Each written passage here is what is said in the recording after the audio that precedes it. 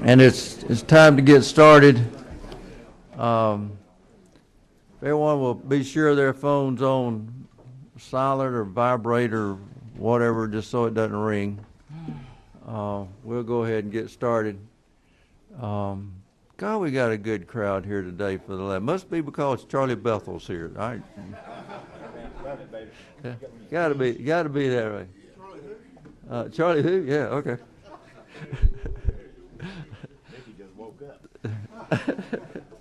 Okay, if y'all will join me with a word of prayer, please. Dear Lord and Savior, forgive us of our sins. Give us strength, wisdom, and understanding. And let us know that everything we do, that we should do in your favor. Forgive us, dear Lord, where we fail thee and where we fail each other. In Christ's name we pray. Amen. All right, I got an announcement I got to make. Today at 11:15 in room 133 at the Capitol. That's Jay Powell's conference room. There'll be an insurance luncheon. Everyone's invited. 11:15. Now, I told Pamela, my secretary, or administrative assistant, sort of the brains in the office, that since we've got such a good crowd here today, and considering today is my birthday, well, no. Let me finish. You might not be so happy. I want a $20 donation so that I can finish buying all the raffle tickets on those 3 guns that the caucus has got up for sale. So we'll have somebody at the back door collecting. So, okay. Couple of things. One thing I want to do before we get started. We've got, and one of them's not here. Yeah, one of them is, but one of them's not. Where's Carl? Is Carl Rogers in the room?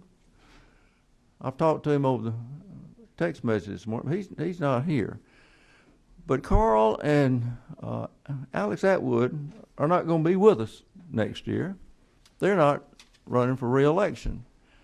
And I'm going to miss them on this committee, and I'm going to miss them for their friendship, too, down here. It has been a great experience working with them, getting to know them. This is a wonderful fraternity. Right now, my car can break down in any state or any county in the state, and I know who to call. Somebody there.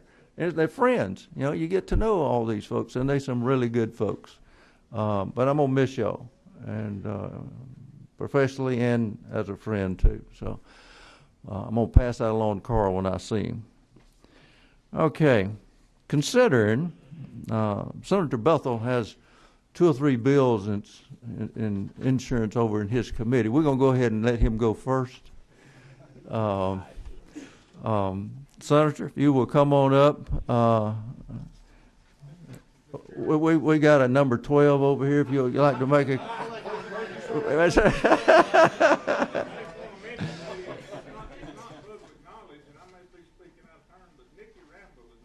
That's right. I forgot that Nikki Randall. Yeah, that's true. She's been a great committee member also, and she was one of, when I first got here in 2005. She was one of my suite mates, and got to know her. She's a piece of work. But it's a good piece of work. But it's fun. Okay. I guess we'll go ahead and start with 290 first on the list. Thank you, Mr. Chairman, and members of the committee. Mr. Chairman, happy birthday. Well, thanks, sir. I celebrated last week, and yeah, but I've celebrated a few more than you have. I hope to follow in your footsteps. Senate Bill 290 is really a pretty straightforward bill that's designed to preserve the status quo in Georgia.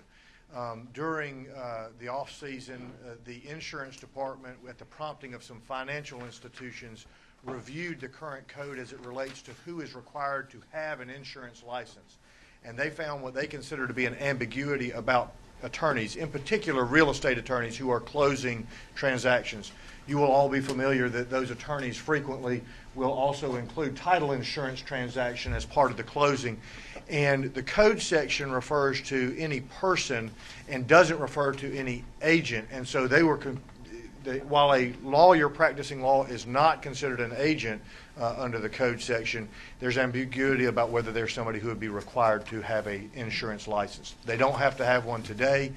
Nobody really believes there's a need for them to have one, but the department, out of, I think, an abundance of caution and responsive to financial institutions, wanted some clarity.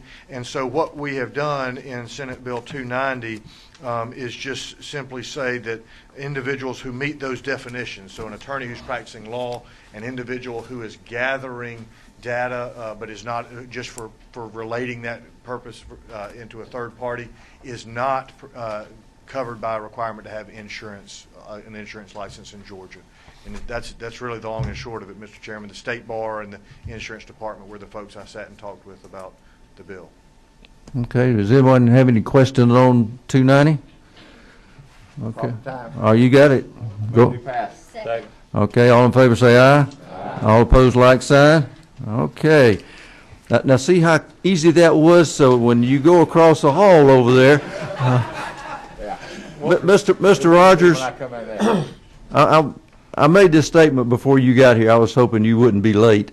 I think I sent you a message. You did, but just so I can make it, have it on the record, and that you hear, we're gonna miss you. Well, I'll miss you all. I had the pleasure of sitting next to him on the House floor for 4 years. Yeah, it was that long.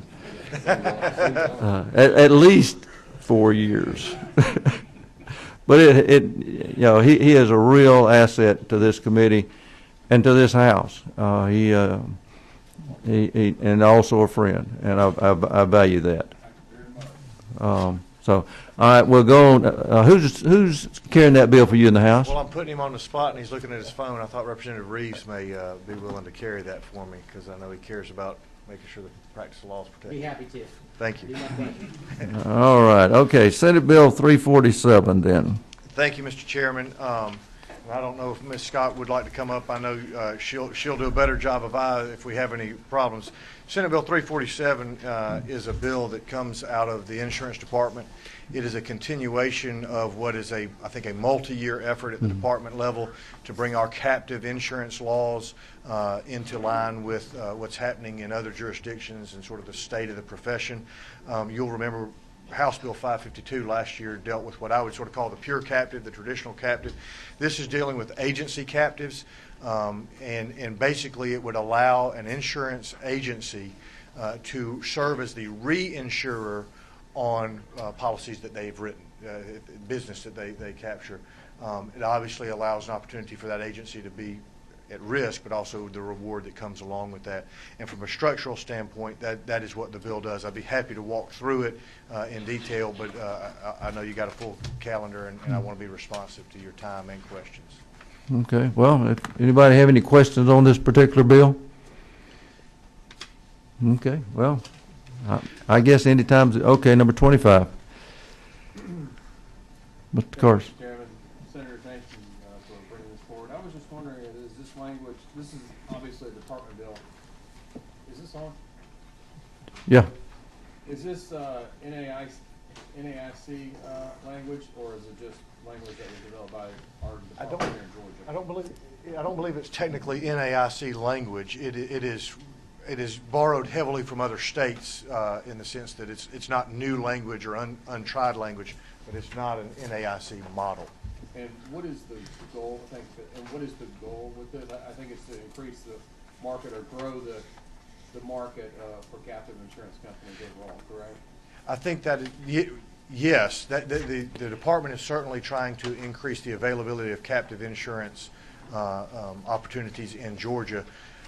For me as a legislator, what's most attractive about it is the opportunity for Georgians, agencies, here in Georgia, to have more financial reward from their business. Well, I can tell you, I've studied insurance premium taxes and and these regulations, and I know that this is one route to go to increase our insurance employers in the state, not just providers, but employers. So I appreciate you bringing this forward very much.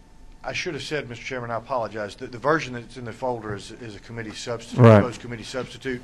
On the Senate side, there was language dealing with captives that primarily write for taxis. I mean, we call it motor vehicle liability, but that's what they exist to do. And this clarifies that language. It doesn't change substantively what happens, but in talking with legislative counsel, the desire was to make sure that we were clear about who we were referring to, and so that's the only change, and it's on lines 438 and 439, and it's just clarifying what was done there. Would you like to make a comment? Just with regards to Representative Carson, your question, yes, the commissioner has determined that he wants Georgia to be an attractive domicile for captives, and for us, this felt like the next logical step in that. There are some more complex captives that exist out in the market today, but again, for us, with the pure captive passage of the pure captive legislation last year, the agency captives are the next logical step in that, so that's why we are supportive of this bill. Okay. Anyone else have a question? Okay, number 8. Lindsay, I'm not sure, just reading it last night, is this going to be part of the insolvency fund or not? Or are these captives going to participate? These captives do not participate in the insolvency fund, no, sir. And the department, the commissioner supports that? Yes, sir. He does. Well, the agency captives, I should reiterate that they do it's just reinsurance. And we do have minimum capital and surplus requirements for them, and we are comfortable with that. Okay, I had another question I was going to ask you, but I can't find it right now. So. Okay. All right, any other questions? All right. Well, I'm ready for a motion. All right. Second. All in favor say aye. All opposed, like sign. Very good. Thank you, sir. And who's carrying this bill for you? Chairman Jason Shaw has agreed to carry it, Mr. Chairman. Okay, Jason Shaw, and Bert Reeves is carrying the first one, and Jason's carrying the second one. All right, very good. Thank you, sir. Mr. Chairman, members of the committee. Now, you notice how quick these got out of on this side. I will share with the chair that I need to go to Chairman Rogers' committee meeting more often, because when I left my committee last week, Senator Burt Jones, I think, sent out about 3 House bills before I could get back from having a hearing in Chairman Rogers' committee. But we will be there today and expect action on pretty much everything on our agenda today. Very good. Thank you, sir. Have a great day. All right. We're going to follow the order of the agenda then now. So we go, and that was substitute to Senate Bill 347 that we just passed. All right, now we have Senate Bill 137. Senator Marty Harbin. Thank you, Mr. Chairman and members. Senate Bill 137 is called a valued policy, and really is a technical correction more because it only applies currently to fire policies that are in the name of individuals. And what we have done, we have broadened that to legal entities wholly owned by a natural person or persons. This is brought with the backing of the independent insurance agents, and it's really a correction or a broadening, because LLCs and other things did not exist at the time of the statute. And what it does is then, for the peril of fire only, is if there's a total loss, the policy pays the total face value of the policy. Okay, so if there's a fire loss and an LLC is owned by Mr. Rogers and myself, it will pay, but if it's owned by a corporation, it won't. It still will though, because it's any legal entity that's there. Mm-hmm. Okay. Okay. All right, number 22. Thank you, thank you, Mr. Chairman. So the author of the bill, I really like this, but my question is this only on personal lines, dwelling fire policies, or does it also include commercial forms? And that might be a technical question. No, it's 1 and 2 family dwellings only that it applies to, because that's how the statute was written. But which they can be either written on a personal lines dwelling policy, and those same 1 or 2 homes can be written on commercial lines forms. And I know we got some industry experts behind you. I'm just curious as to whether or not, I love the bill, love the concept. I just want to know that it applies also to the commercial policies as well as the personal lines forms. I don't believe the statute makes, I did not see a differentiation at all as I've gone through it. So that you could put it on a commercial policy or a personal policy, and there's no differentiation as far as that. It does not state that. Thank you. Number 19.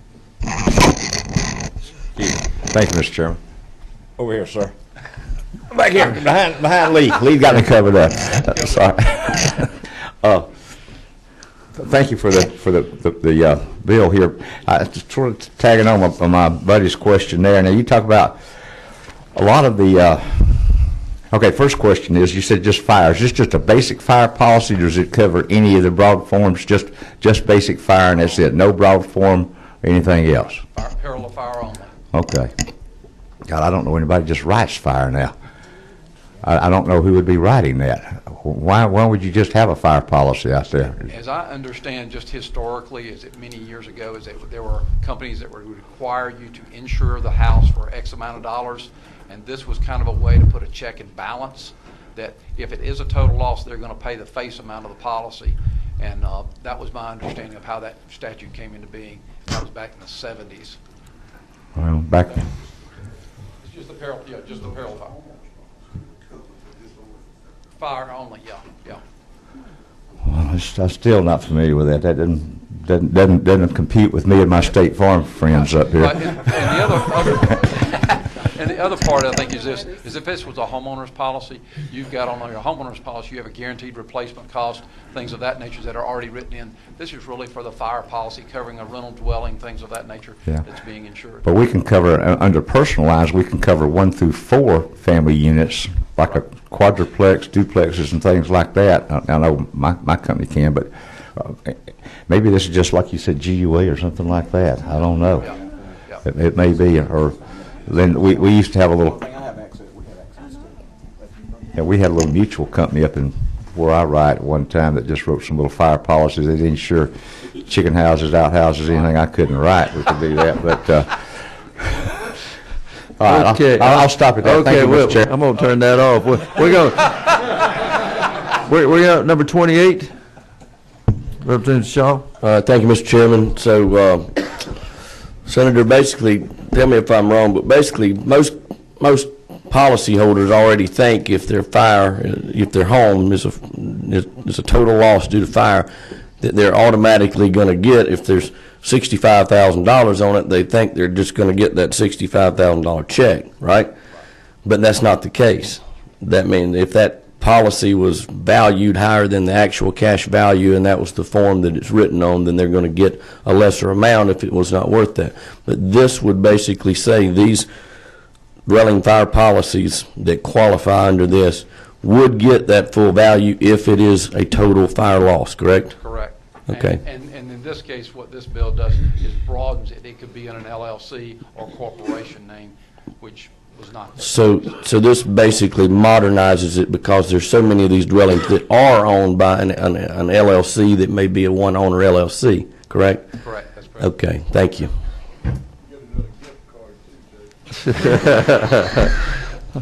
I'm going to have to keep his microphone turned off. No, I know this. Okay, I don't see any more questions. I guess it's time for a motion on Senate Bill 137. Got to do pass. Do I hear a second? All in favor say aye. All opposed, like sign. Who's carrying your bill for you? Mr. Jason Shaw is my understanding. Okay. We have to have that. Just be sure that you go to the rules chairman and fill out the forms and find out when you need to be on the wall, because senators do have to come to the rules committee. Yes, sir. That way we can harass you and beat you up and all this kind of stuff. Yes, sir. Okay, very good. Thank you, Mr. sir. Chairman. Thank you, Randy. Okay, Senator Burke. Senate Bill 1, substitute for Senate Bill 158.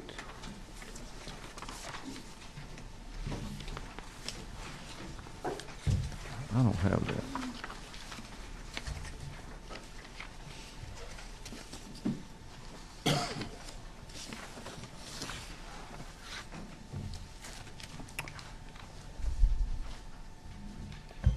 Thank you, Mr. Chairman, members of the committee. Senate Bill 158 came out of a Senate study committee last year. looking at several different health insurance issues, and the area that there was most consensus between both the insurance group and the provider group was the idea that these rental networks needed to be more transparent, and that the insurance department needed some authority to register and regulate them.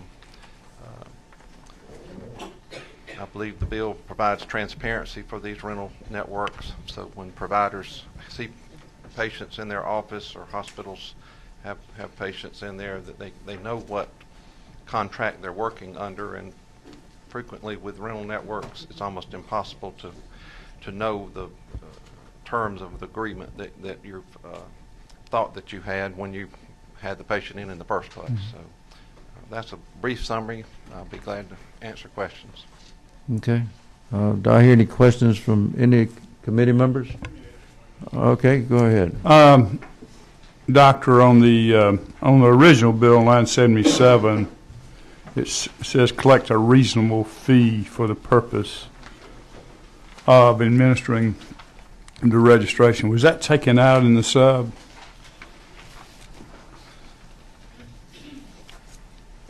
I don't understand what a reasonable fee is, so.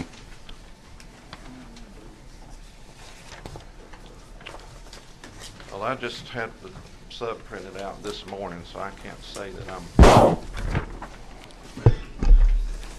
The reason I asked that, we had a bill passed in the House the other day that said reasonable rules and regs, and I couldn't get a definition on that either, so. Well, maybe that's the reason it was taken out. Maybe Lindsay can help on that. You don't have the original bill?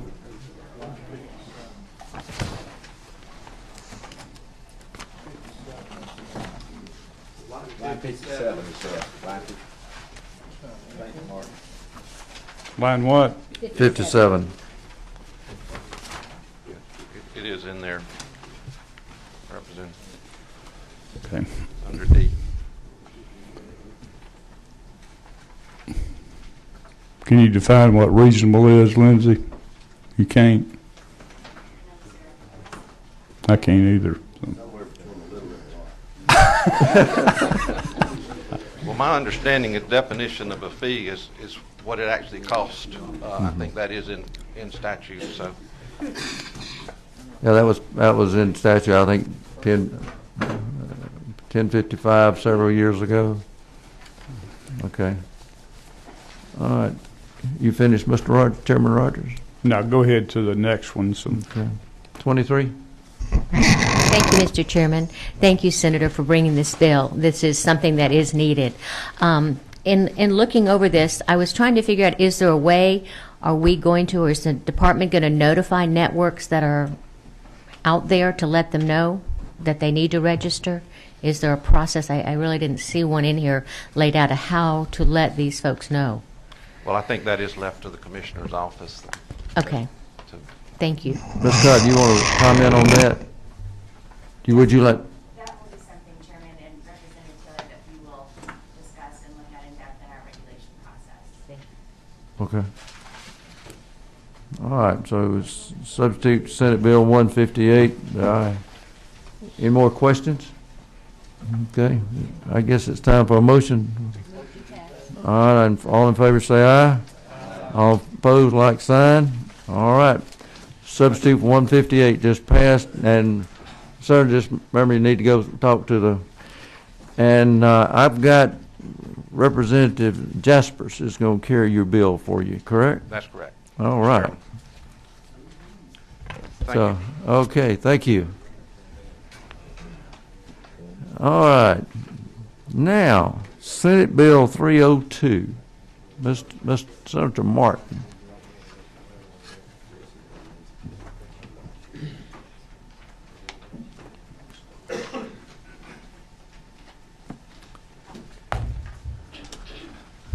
Welcome, Senator. Thank you, Mr. Chairman, committee members. I do have Senate Bill 302. that at one point was called the Provider Directory Improvement Act and has now furthermore be called the SB 302. Okay. Today's marketplace, with the pressures of the ACA, there's increasing pressure and constant changes in networks, benefits, providers, and facilities. So the importance of an updated and correct provider directory has never been more important. This is the #1 tool that a consumer has when he or she is making decisions on which type of insurance coverage to purchase. I think you can think of a provider directory as kind of the ingredients list when you're making that purchase. So it's super important. You can't really make the proper decision for you and your family if you're not really sure what's included. And so that's why I believe that it's super important for us to make sure that these are correct and they're updated regularly.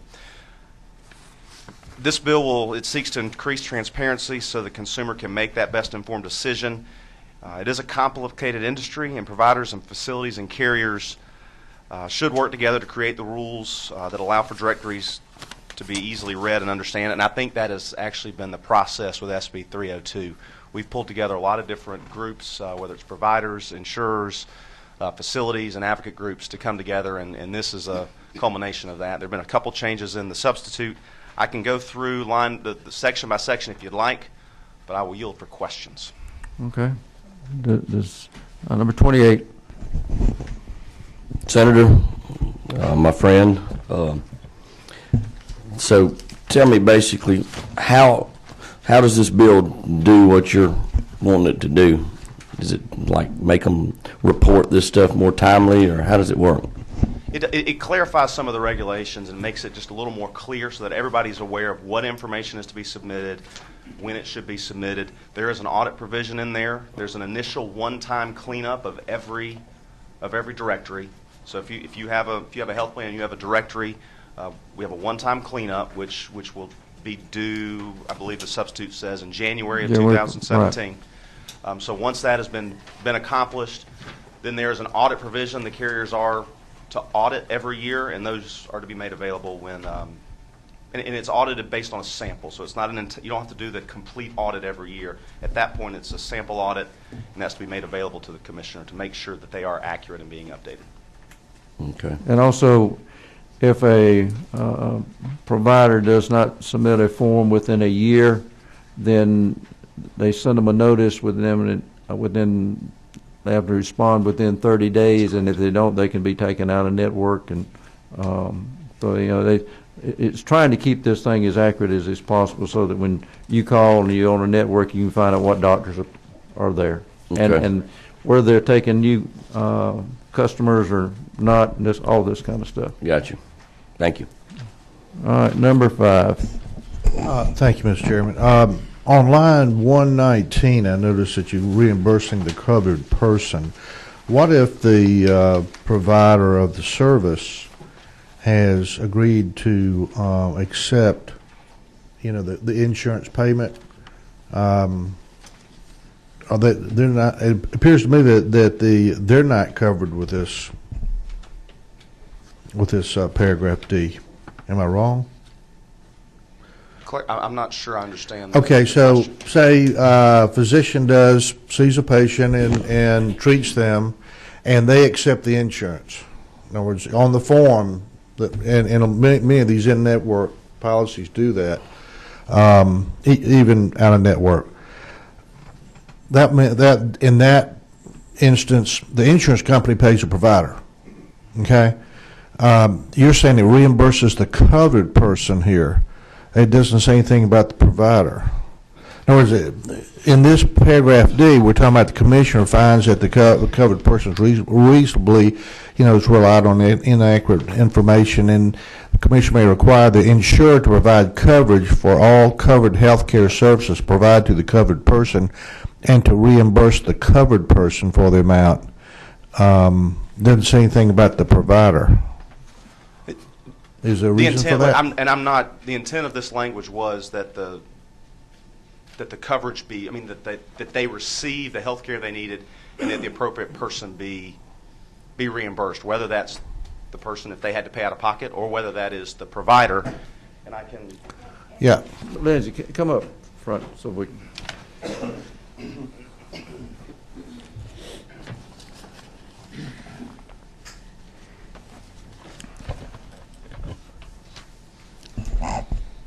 And Representative Hawkins, thank you for your question. So the Commissioner's Office can't intervene in between the provider and the insurance company. So that's why there's no language specifying what would, what the situation would be if there were a problem between the two of them. That's a contracting issue and something that would have to be addressed there. As a provider, I'll just tell you, sometimes we have a real problem with it. I mean, we sign the line for assignment of benefits, and the insurance company has that on their policy, and then they turn around and they don't send us the reimbursement. They send it to the patient, unbeknownst to us. They don't even notify us. So that's just letting you know there's a problem, that it would be nice to have a solution to that problem, because there are a lot of patients that come in that just don't have the money in their wallet that day to pay, because a lot of times it's an emergency situation, and so we do it without payment and assign benefits to us, and then we don't get paid, and the person that has the insurance gets paid. And it happens.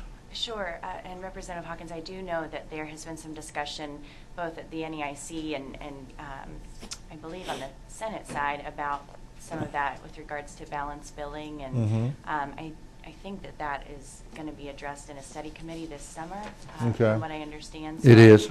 I expect that there may be legislation addressing that next year. There will be. Good, because on our side, as a provider, sometimes it makes it really tough for us to be treating people, especially if we don't know them very well, and we do the treatment, and they actually get reimbursed, and so they got the treatment and paid for coming in, and the provider's left with nothing except loss. So, thank you. No, there will be a study on balance billing this year, and there will be legislation next year on these surprise bills and balance billing issues. Okay. Great. Well, I won't get any further than that. Number 17. Mr. Chairman, I think I saw the answer to my question later on. I was concerned about the accuracy of the print copies that were to be distributed, but I think I see later on that the online version would take precedence over whatever the print version says. Is that right? That's correct. The print versions are still to be made available upon request at any time, so they are to be kind of maintained. But yes, the online version would take precedence. Okay. 19. Thank you, Mr. Chairman. I think I've gotten mine answered pretty much also, according to what Mr. Hawkins, Representative Hawkins, was asking. But the only stick we've got to go back to these people that don't comply or erroneously or take somebody out of network and the people's not notified, the only stick we've got, or you guys are going to use, is to say somebody's got to be paid. If they thought they were in network and you've changed it, they're not in network, you're going to be required to pay it. But there's no other fines or fees. If they do this on a regular basis, if we have this happening all the time, there's no other recourse the Commissioner's Office has to go back against this provider. Chairman Maxwell, I don't know. I don't know. I can find out, though. If we're telling them they got to do this, I was just wondering what the stick was to make them comply. What other enforcement authority do we have? And I don't know specifically, but I can certainly find out. Thank you. About the only thing you got is to take them out of network. Yeah, but then if they're out of network, they can't provide service to the consumer. They can't. Okay. That's right. That one item has been a real talking point over the last few weeks that we've discussed this bill. Is, if the provider does not follow due diligence on their part, what recourse is there? And we understand that is a problem. We just want to be sure of these directories so that when somebody does look it up, that they can find the information they need, whether the doctor's taking new patients or not, if they changed the address or not, and all these kind of things, so that when you look, you got some valuable information. All right, number 20. Thank you, Mr. Chairman. Maybe I don't understand. I'm trying to be too technical, but I'm looking at your bill, of course, 302, and it says to create a new chapter of 3320C-1, and then it gives you definition. In Senate bill we just finished a moment ago, which was SB 158, it created a new chapter of 3320C1, and it lists some definitions. And it lists the definition of covered person, and it's in the same chapter, you understand. This lists the covered persons, but there's some different wording. And if they're in the exact same chapter, in the exact same paragraph, why are there different wording? They mean the same things, but they're still different words in these. I don't know how you can have both of these. Can I refer that to Lynn Whitten, Legislative Counsel? This process takes place in the code revision over the summer because we take the next section that's available, and so there are several bills, or could be several bills traveling. Well, I'm chairman of code revision. Okay. That's what I'm talking about. Okay. That's the reason I've asked this question. All right, sir. But as this comes up, then it would change based on which one passed first, and then it would just merely pick up the next section that was available under the code. Well, and I was going to say, and then next is healthcare services, same code section. You've got a healthcare service. This has a healthcare, and there are some differences, and they've got to say the same if they're in the exact same code section. And I do appreciate the question. I know that one of the processes with a substitute was to try to make sure that some of the terms we had used in the Senate bill didn't line up as well with a lot of the other terms that are used currently in the insurance code. And we tried to change those so that they would line up. And Senator Burke and myself are obviously creating two. These are both, actually my bill came out of his same study committee as well. It was a piece of that subcommittee. I understand. I'm not trying to do anything with your bill. It's just, yes, sir. You can't have two meanings in the exact same code section that have different wording. They may mean the same, but they've got to have the same words if they're in the same code section. I understand that. I promise you that. And I would yield to Ms. Whitten on that this will be taken care of. Well, that'd be taken care of with another committee that I'm on. Thank you. Sorry to create more work for you. Number 10. Yeah, Mr. Chairman, if I could answer that, because I had the exact same thing happen yesterday in a bill I was presenting in a Senate committee. There were two bills that had called for creation of the exact same paragraph, and what Legislative Counsel there told me was that as Ms. Whitten said, the code folks who, when they sort this out, they have the ability to say, all right, we have these, they create essentially a new paragraph that they're authorized to do that. Am I correct on that? So, yeah, so, and then your committee, if... What that really says is, we're going to fix it. Yeah, exactly. They're going to take care of it, and if they need our help, they'll come back and see us. So. Okay. All right, I don't see any more questions on that. I guess it's time for a motion. Somebody ready to make? All in favor say aye. All opposed, like sign. All right.